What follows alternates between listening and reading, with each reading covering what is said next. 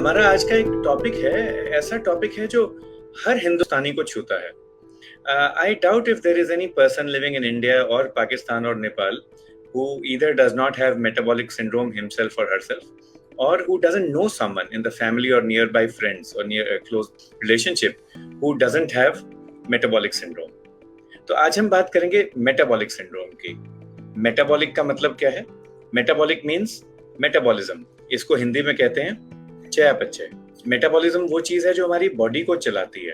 पूरा का पूरा काम जो है बॉडी का, बॉडी जिंदा कैसे रहेगी, अपने आप को मेंटेन कैसे करेगी, अपने आप को बड़ा कैसे करेगी, तंदुरुस्त कैसे रखेगी, इसे मेटाबॉलिज्म कहते हैं। और जब हम बात करते हैं मेटाबॉलिक सिंड्रोम की, व्हाट इट मीन्स इज कि एक ऐसा सिंड्रोम, एक ऐसा ग्रुप ऑफ डिजीजेस जिसमें मेटाबॉलिज्म डिस्टर्ब्ड हो, ये मेटाबॉलिक सिंड्रोम है।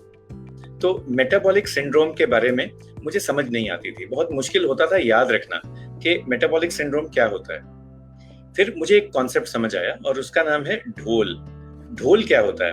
अब पूरे इंडिया में ढोल बजते हैं। In virtually every Indian language the word dhol means drum. बीमारी के ढोल बज रहे हैं आजकल दुनिया में।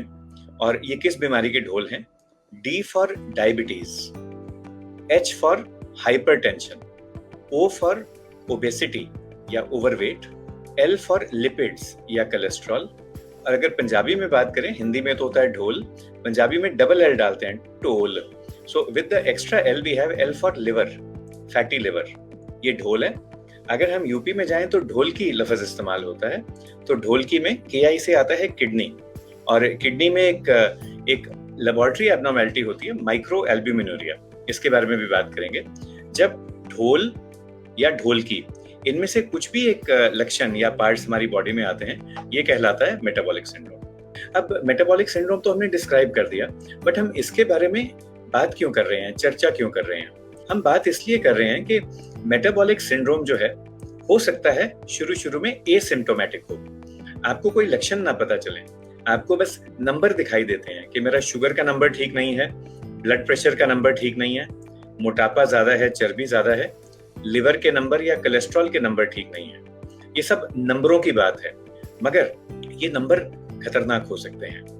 और इन नंबरों की वजह से होता क्या है कि हमें हार्ट की बीमारी ज्यादा होती है।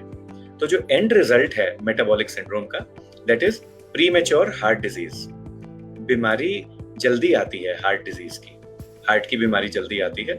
ये जो वैस्कुलर बेड है हमारा, जो हमारी वेसल्स हैं, खून की नसें हैं, इनमें जो खून दौड़ता है, उस खून के अगर नंबर खराब हो, उस खून में मान लो अच्छी चीज की कमी हो, जैसे मान लो हीमोग्लोबिन हो गया, या कोई खराब चीज ज्यादा हो, ग्लूकोज हो गया, कोलेस्ट्रॉल हो गया, ये खून की नसों की जो अंदर की दीवार है, उसको हम बोलते हैं एंडोथेलियम, उसको नहलाता है ये खून। और अगर ये पॉइजन वाला खून या टॉक्सिक खून नहलाएगा हमारी खून की नसों को, तो ये खून की नसें बीमार हो जाएंगी। खून की नसें पूरी बॉडी में पाई जाती हैं, सर से लेके पैर तक। तो सर में मान लो खून की नसें जाम हो जाएं या खराब हो जाएं, तो स्ट्रोक हो सकता है, अधरंग हो सकता है। हार्ट में अगर दिक्कत आए तो हार्ट की बीमारी हो सकती है, हार्ट अटैक हो सकता है। किडनी में, आंखों के पर्दे में, यहाँ भी दिक्कत आ सकती है। और पैरों में अगर खून की नसें जाम हो जाएं, उनमें काई जम जाए, if you get these blood vessels, if they become thinner because either cholesterol और टोबैको और glucose is getting stuck on the inner lining, then you might get foot disease, पैरों के जख्म बन सकते हैं। So why we want to treat metabolic syndrome is, why we want to treat it early in a timely manner is so that we can prevent heart disease. अब disease तो सबको ही होनी है, बट प्रीमेच्योर हार्ट डिजीज अच्छी बात नहीं है। 30 साल पे, 35 साल पे, 40 साल पे अगर हार्ट की बीमारी हो, ये अच्छी बात नहीं है। So that is what we have to avoid. ये सारे जो ढोल या ढोलकी वाले जो कंपोनेंट्स हैं, ये सारे के सारे इंडिपेंडेंटली रिस्क फैक्टर्स हैं। They are all independent risk factors for heart disease. So if we want to prevent heart disease, we have to prevent all these factors. If we have to prevent all these factors, we have to diagnose them in a timely manner. कई बीमारियां होती हैं जहां पे हमें screen करना पड़ता है। We have to screen. अब सभी की आप शुगर चेक करें, सभी का ब्लड प्रेशर, सभी का कोलेस्ट्रॉल, ये भी जायज है, इट्स नॉट रॉन्ग। बट अगर 1300 करोड़ लोग हैं इंडिया में, 200 मिलियन पीपल हैं पाकिस्तान में, 200 million people plus in Bangladesh, you can't go and check everybody's glucose and blood pressure. सारे अस्पताल हमारे बिल्कुल बैठ जाएंगे, बस शुगर बीपी चेक करते रहेंगे, कोलेस्ट्रॉल चेक करते रहेंगे। So therefore you need to test in high risk individuals. D for diabetes, तो हम सबकी ग्लूकोज चेक करेंगे। ग्लूकोज आप खाली पेट भी चेक कर सकते हैं, नाश्ते के 2 घंटे के बाद भी कर सकते हैं। नाश्ते की पहली गिराई, after the first bite of breakfast, you can check after 2 hours. An accurate test for glucose would be to do fasting and 2 hour post load. Post load का मतलब कि आप 2 घंटे के बाद शुगर चेक करें या ग्लूकोज चेक करें 75 ग्राम ग्लूकोज की ड्रिंक पिलाने के बाद। This is how we check for diabetes. Fasting should be less than 100, 100 से कम होनी चाहिए। Post load should be less than 140. The second one is H. H is for hypertension or high blood pressure. When you speak of high blood pressure, so you have to check the BP. And we have with us Dr. Atul Dhingra. Warm welcome, Dr. Atul. Dr. Atul को introduce करता हूँ आप सबको। Doctor साहब हैं endocrinologist working as chairman of Ganganagar Super Specialty Clinics and also working at the Gangaram Bansal Hospital in Rajasthan. Dr. Atul is also founding member and treasurer of the SPEED, which is Society for Promotion of Education in Endocrinology and Diabetes. He has won multiple prizes. कभी-कभी तो मुझे लगता है कि doctor Atul ने अपने career में सारे ही प्राइज जीत लिए। डॉक्टर साहब बाकी बच्चों के लिए भी कुछ छोड़ दिया होता। He won the best prizes from All India Institute of Medical Sciences, AIIMS, new Delhi, जहाँ से इन्होंने डीएम एंडोक्रिनोलॉजी की। वहाँ पे उन्होंने MMS आहूजा बुक प्राइज जीता for best DM student. And also endocrine society of India से इन्होंने टॉरेंट यंग स्कॉलर अवार्ड, जो हमारा सबसे प्रेस्टिजियस प्राइज है एंडोक्रिनोलॉजी का, वो जीता हुआ है। So warm welcome doctor Atul. Thank you doctor Sanjay, इतनी अच्छी इंट्रोडक्शन के लिए। Thank you. So we were talking of metabolic syndrome. हम metabolic syndrome की बात कर रहे थे और क्वेश्चन था हम टेस्ट कैसे करवाएं, स्क्रीन कैसे करें। तो हमने D for diabetes, H for hypertension की बात कर ली। अब आई बात ओबेसिटी की, O फॉर ओबेसिटी। तो डॉक्टर अतुल, ओबेसिटी क्या होता है और हम कैसे टेस्ट करते हैं इसके लिए? So ओबेसिटी का मतलब ये है कि आपकी लंबाई के अनुपात में जो शरीर का भार है वो ज्यादा है।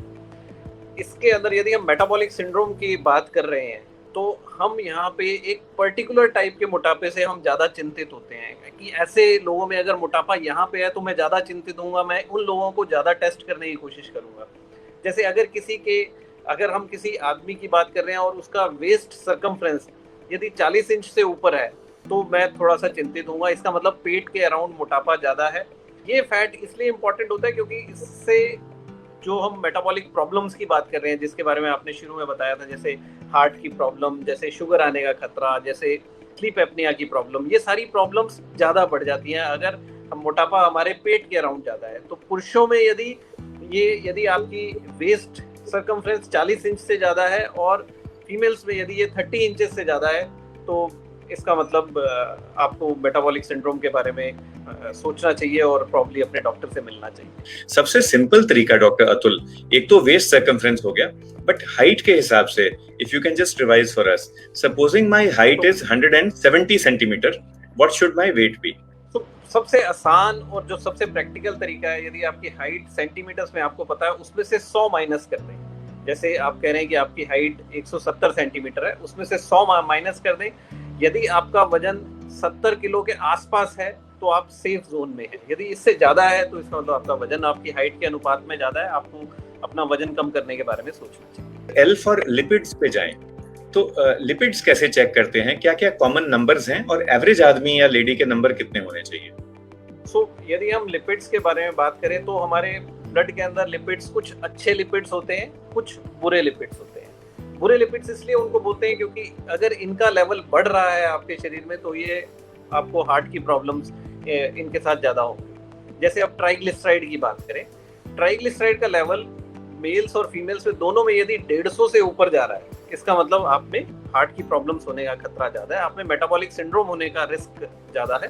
तो आपको एक तो अपने ट्राइग्लिसराइड लेवल्स पता होने चाहिए मेटाबॉलिक सिंड्रोम के लिए। दूसरा, जो अच्छा कोलेस्ट्रॉल है, जो हमें हार्ट की प्रॉब्लम से बचाता है, जिसे हम HDL कोलेस्ट्रॉल या हाई डेंसिटी लाइपोप्रोटीन कोलेस्ट्रॉल भी बोलते हैं, उसकी मात्रा पुरुषों में यदि 40 से कम है और फीमेल्स में यदि 50 से नीचे है तो ये मेटाबॉलिक सिंड्रोम की तरफ इशारा करता है।